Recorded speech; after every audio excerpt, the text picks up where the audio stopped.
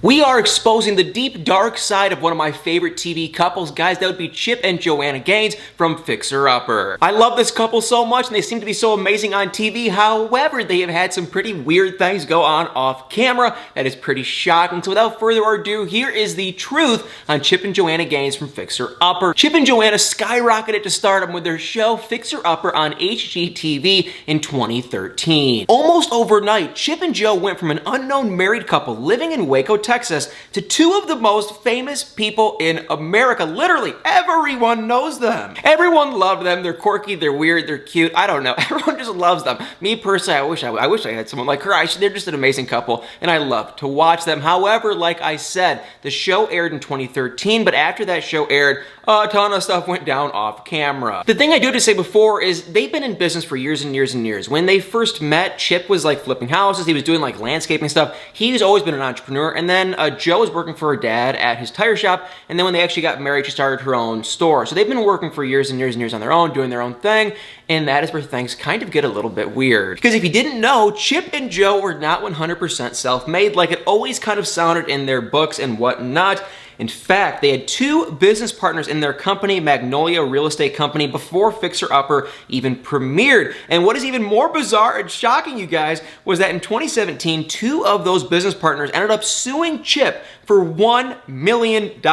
Chip had these two business partners he started this real estate company with. His name was John Lewis and Richard Clark. They started it in 2007. By 2017, they went from like 0 to having like 90 plus agents. So it ended up being kind of big.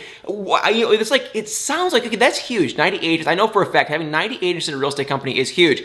This is where it gets kind of odd though. According to one of Chip's business partners that was in the real estate business with him, in 2013, Chip went to them, and this just sounds like a bunch of crap, but according to him, Chip went to him in 2013 and said, hey, I want to buy you guys out, and they agreed to get bought out for $2,500. That was in 2013. They did not say the revenue. I mean, they must have been making next to no money at that point because, and that would make sense. It was before the show aired, and in 2017, obviously the show was, airing for years and years, and so that's why they went from 0 to 90 plus agents by 2017. By 2013, were they just doing no business? Like, it makes no sense because why would they have gotten bought out for only $2,500 each? It's kind of odd, but they got bought out according to this guy, and then like a day later is when they ended up announcing that their show Fixer Upper got picked up by HGTV, and obviously they were just like, are you kidding me? And this is obviously all just completely alleged, but Chip's business partners did say that they had no idea that the show was going to be picked up and be so successful, but it's like, I mean, of course, no one knows what the future holds.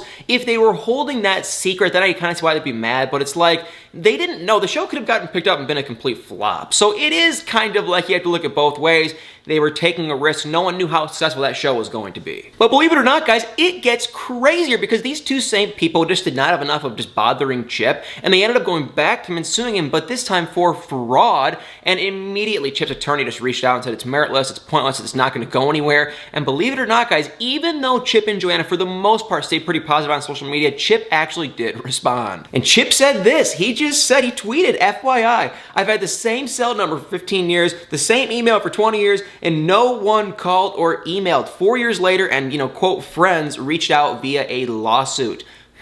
So obviously Chip is just like, these people, they never attempted to reach out or resolve anything. I was not ignoring them, because I'm sure in the lawsuit they were acting like things were being ignored or missed or whatnot, but he's just saying absolutely not. That was not the case. I wasn't ignoring anyone or doing anything of that nature, and no one ever reached out to me. However, good news for Chip is that in February of 2020, a judge actually ruled to just completely throw out the entire case, which is great for him. And the interesting thing is that it sounds like he was going to countersue, probably for all this crap, defamation and all this kind of stuff that they were doing. And unfortunately though, guys, that case is going to happen in June of 2020, and because of the pandemic, it sounds like it got delayed and everything's been pretty confidential. So we don't really know if it has gotten thrown out or if it's still going on or what is going on, but it did sound like he was going to countersue, that Chip was going to countersue his ex-business partners. So Chip and Joanna, they started off with one of the cutest, sweetest little love stories. I loved it. I read his book years ago because I've always kind of been interested in the whole house. Not that I've ever flipped a house, I'm kind of doing that now, but the whole thing interested me a lot. I thought it was really cool, and I always thought, I loved his energy, I loved their relationship, I thought they had a really cute couple, and so I remember reading their love story in his book, how they met, and then he kind of kept, not chasing her, just kind of chasing her because she was more shy, and I thought it was cute and sweet and nice, and I've always liked them as a couple. And so when I read that stuff about him getting sued, I was like, there's no way that's the truth, and we don't really know for sure, but the judge did rule against it, so it's like we can pretty much completely side with Chip on that one. And Chip, I know everyone says that everyone in person's different, and maybe he's not as nice as he seems, but he really does seem nice, and the people I've read on Reddit that have met him and her in person said that they are some of the nicest people in the whole world. So their love story is hilariously cute and sweet, and I love these two so much. They did end up stopping Fixer Upper. I think it was 2018. They stopped the show because they wanted to raise their 4 kids and be with the family, and they didn't even really seem to love the fame. Definitely Joanna hated the fame, but now they actually came out with their own new channel. They're doing their own thing, and they rebooted the show. They have their own Magnolia Market. They're doing so much. She has her own line in Target. They have a magazine. Like, they just do, and they're constantly writing books, and now she has like different spin-off shows, so they're constantly doing so much. I have no idea how they have the time. They had another baby too, like a year or so ago too, which was pretty amazing. That's a little longer than that, year or two ago. But anyway, guys, Chip and Joanna Gaines, I love them so much as a couple. They are by far, in my opinion, one of the most genuine, authentic, sweet couples to ever be on, I don't want to use the word reality TV, but it is technically it is a reality show, kind of. So it is like a reality show, Fixer Upper, kind of. Definitely it is a TV show though, and they are one of the sweetest couples it appears to be on TV that I've seen in a very long time. Well, guys, thank you all so much for watching. If you are new to this channel, please tap that like button, hit the comments below, and y'all better stay tuned